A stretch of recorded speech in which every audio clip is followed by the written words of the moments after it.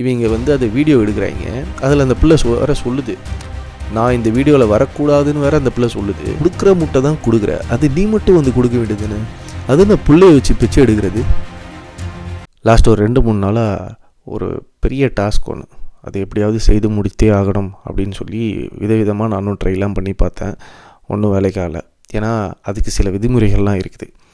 என்னென்னா, ஒரு மாத்திரையை உடைக்கணும். என்ன ஒரு மாத்திரையை உடைக்கிறதுலாம் ஒரு பெரிய மேட்ரா அப்படின்னு கேட்டிங்கன்னா கிடையாது. மாத்திரையை உடைக்கிறது பெரிய மேட்ரே கிடையாது. ஏதாவது ஒரு வெயிட்டான சப்ஸ்டன்ஸ் ஒன்று வச்சு இப்படி போட்டு இப்படி குத்துனோம்னா மாத்திரை உடைய போகுது. அம்மிக்கல்லை எடுத்துகிட்டு வந்து இப்படி அமுக்கினா உடஞ்சிட போகுது. இல்லை வீட்டில் இருக்கிற ஏதோ ஒரு வெயிட்டான பொருளையோ இல்லை ஒரு வாட்டர் பாட்டிலையோ வச்சு ஒரு மாத்திரை மேலே, வாட்டர் பாட்டிலாம் உடையாதுல்ல, சரி அது மாதிரி மாத்திரையை உடச்சி பவுட்ராக்கிறதுக்கு ஏதாவது ஒரு சாலிட் சப்ஸ்டன்ஸை வச்சு, கொஞ்சம் வெயிட் உள்ள ஒரு சப்ஸ்டன்ஸை வச்சு நம்ம அடித்து உடச்சோம்னா உடஞ்சிரும் மாத்திரை. இது வந்து ரொம்ப நார்மலான ஒரு விஷயம். இதை போய் 2-3 நாளாக செஞ்சு 2-3 நாளாக வேஸ்ட் பண்ணிட்டேனே அப்படின்னு கேட்டிங்கன்னா இல்லை. அதுக்கு தான் சொன்னேன்ல, அந்த விதிமுறைகள்லாம் ஒன்று இருக்குன்னு. அது என்ன அந்த விதிமுறைன்ட்டு பார்க்கலாம். முதல்ல மாத்திரை வந்து வெறுங்கையில் உடைக்கணும். அப்படி இல்லை அப்படின்னா ஒரு ஃபோன் எடுத்துக்கிட்டு அந்த ஃபோனுடைய ஸ்க்ரீன் மேலே மாத்திரையை வச்சு அதை ஒரு கிரெடிட் கார்டு மூலமாகவோ டெபிட் கார்டு மூலமாகவோ அமுக்கி உடச்சி தூளாக்கணும். அதுவும் அந்த தூள் எப்படி இருக்கணும்னா, it should be a fine powder. இதை செய்ய முடியுமா அப்படின்னா என்னால் செய்ய முடியாது. இதை செய்ய முடியாதுன்னு தான் உனக்கு தெரியுமேடா, அப்புறம் என்ன டேஷுக்கு நீ போய் இதெல்லாம் பண்ணிக்கிட்டு இருந்த, உனக்கு அறிவு இல்லையா முட்டா பயலே அப்படின்னு அவசரப்பட்டு என்னை முட்டாள்கிட்டலாம் திட்டிடாதீங்க. ஏன்னா தமிழ்நாட்டில் போதை ஒழிப்பு, பெண்கள் பாதுகாப்பு அப்படின்னு சொல்லி பேசிக்கிட்டு தான் தவேகா வந்து பயங்கரமான ஒரு ப்ராபகண்டா, ரொம்ப ஃபால்ஸ் ப்ராபகண்டாவை பண்ணி இன்றைக்கி கவர்மெண்ட்டை வந்து அவங்க கைப்பற்றியிருக்காங்க. சரி, அப்படிப்பட்ட தவேகா சே நோ டு ட்ரக்ஸ் அப்படின்னு சொல்லிட்டு ஒரு கேம்பெயின் ஒன்று ரீசெண்டாக ஒன்று இனிஷியேட் பண்ணி ஒரு மேரத்தான் ஒன்று நடத்துகிறாங்க. அந்த மேரத்தான்லேயும் வழக்கம் போல் அவங்க விடுற ரீலை தான் விட்டு தான் போனாங்க. ஏதோ முதல் தடவை 3 கிலோமீட்டர் ஓடின முதல்வர் அப்படின்னு சொல்லிட்டு இந்த மூணு வரவும் ரைமிங்காக இருக்கட்டுமேன்ட்டு இந்த நெட்டை கொடுக்குறானே ஒருத்தன் வளர்ந்து கேட்டவன், அவன் அடிச்சு விட இவங்க எல்லாம் உட்காந்துக்கிட்டு ஃபயர் விட கடைசியில் போய் பார்த்தாக்கா அதுக்கு முன்னாடி பல மாநில முதல்வர்கள் ஓடி இருக்கிறாங்க. அதில் முக்கியமாக சிலர் 20 கிலோமீட்ரு 10 கிலோமீட்டர்லாம் ஓடின முதல்வர்கள்லாம் இருக்கிறாங்க. சரி, நம்ம இப்போ டிவியேட் ஆக வேணாம், விஷயத்துக்கு வருவோம். அன்றைக்கி சாயங்காலம் ஒரு வீடியோ ஒன்று ரிலீஸ் ஆகுது.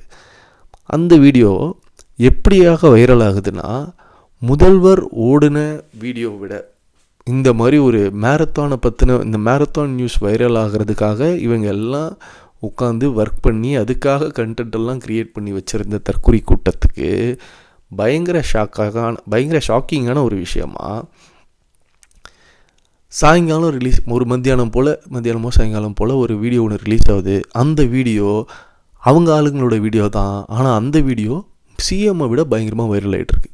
அந்த வீடியோ என்னன்றதை இதில் பாருங்கள்.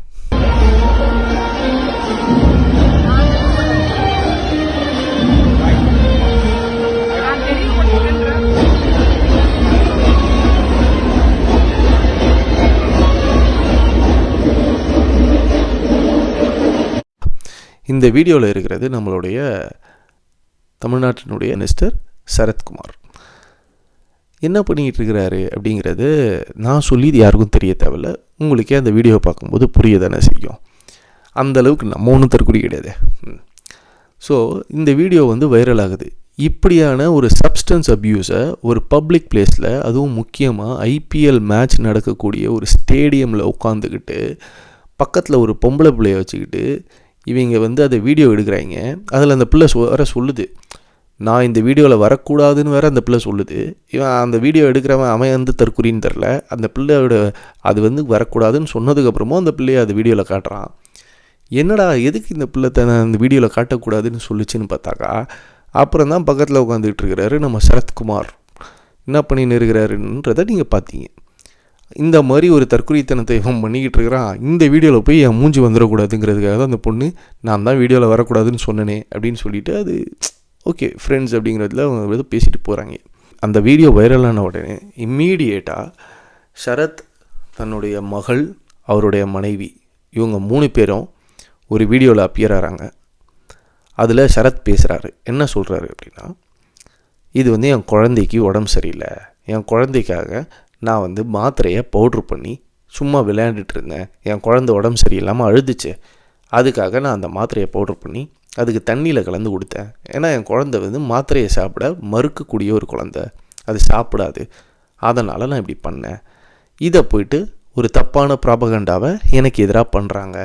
அதுவும் இன்றைக்கி காலையில் நாங்கள் வந்து சே நோ டு ட்ரக்ஸுன்ற ஒரு கேம்பெயினை அவங்க முடிச்சுட்டு வரும்போது இந்த மாதிரி ஒரு விஷயத்த பண்ணுறது, இது வந்து சதி, எதிர்கட்சிகள் சதி அப்படின்னு வழக்கம் போல் ஒன்று கிளப்புவாங்கல்ல. கிட்டத்தட்ட அந்த பேசுனது அப்படி தான் இருந்துச்சு.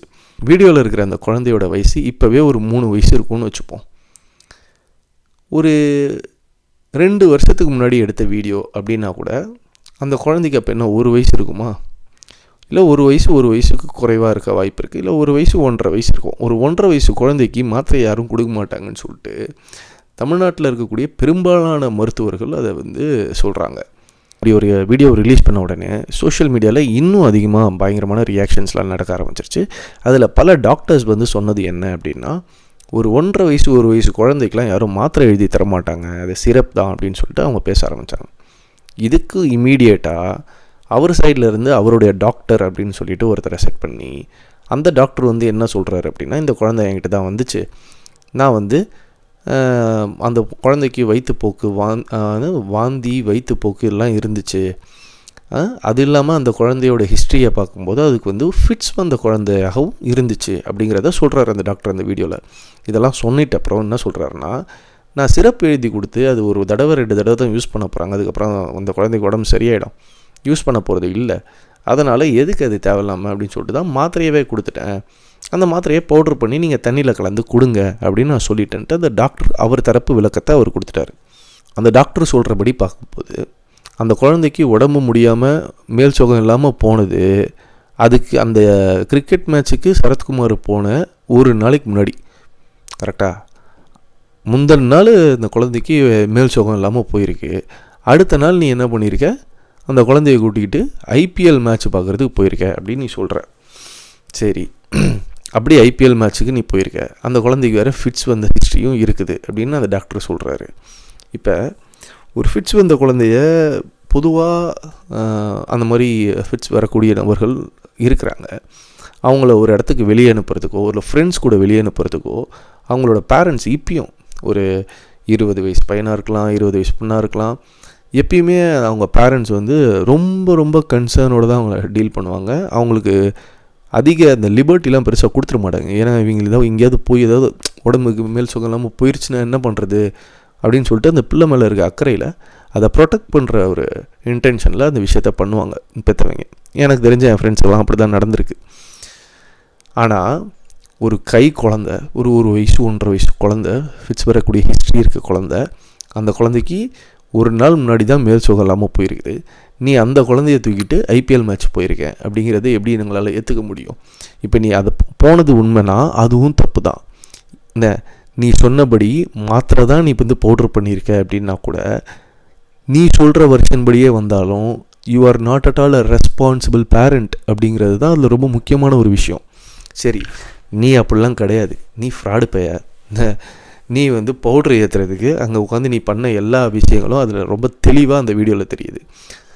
நீ வந்து பவுட்ரு வந்து நீ சொல்கிற மாத்திரையாக தான் நீ வந்து பவுட்ரு பண்ணியிருக்க அப்படின்னாக்கா உன் பக்கத்தில் உட்காந்துருக்க பிள்ளை எதுக்கு வந்து அதோட பையை வச்சுக்கிட்டு அந்த அந்த நீ பண்ணுற அந்த ப்ராசஸ் அந்த ப்ரெப் ஒர்க்கை வந்து எதுக்கு அது மறைக்குது? சரி, நீ மாத்திரையை பவுடரை பொடியாகிறதுக்கு எதுக்கு 500 ரூபா நோட்டை கையில் வச்சுருந்த? சரி, அதையும் விடு. இந்த வீடியோவை நீ இன்ஸ்டாகிராமில் போடுற, உனக்கு தான் தெரியும்ல இது மாத்திரைன்னு தானே தெரியும். இன்ஸ்டாகிராமில் பப்ளிக்காக அப்படி வந்து போட வேண்டியது தானே, பப்ளிக்காக ஸ்டோரியை போட வேண்டியது தானே. அது என்ன, அது க்ளோஸ் ஃப்ரெண்ட்ஸ் சர்க்கிள் அப்படின்னு அந்த சர்க்கிளில் மட்டும் தெரிகிற மாதிரி க்ளோஸ் ஃப்ரெண்ட்ஸ் கேட்டகரி கீழே நீ அதை போஸ்ட் பண்ணியிருக்க. அதுவும் என்ன டைட்டில் கொடுத்து போட்டிருக்கேன்னா தக் லைஃப் அப்படின்ட்டு, தக் லைஃப் மொமெண்ட்டாக.